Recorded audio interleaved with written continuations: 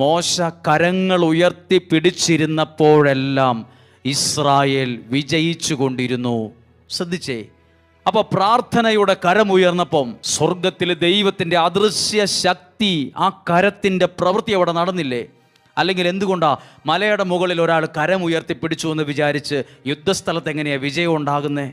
രണ്ടും തമ്മിൽ ഒരു ബന്ധവും ഇല്ലല്ലോ. നമ്മളും പറയില്ലേ, പഠിച്ചാൽ ജയിക്കാം, എന്തിനാ പുറേ പ്രാർത്ഥിക്കുന്നത്, എന്തിനാ ബിസിനസ് ചെയ്യുമ്പോൾ നിങ്ങൾ പ്രാർത്ഥിക്കുന്നത്? പ്രാർത്ഥനയും ജീവിതവും തമ്മിൽ കണക്റ്റഡാണ്.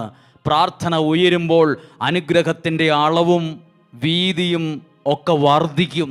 മോശ കരങ്ങൾ ഉയർത്തി പ്രാർത്ഥിച്ചപ്പോൾ ലഭിച്ച മെസ്സേജ് ഇസ്രായേൽ പരാജയപ്പെട്ടു എന്നല്ല.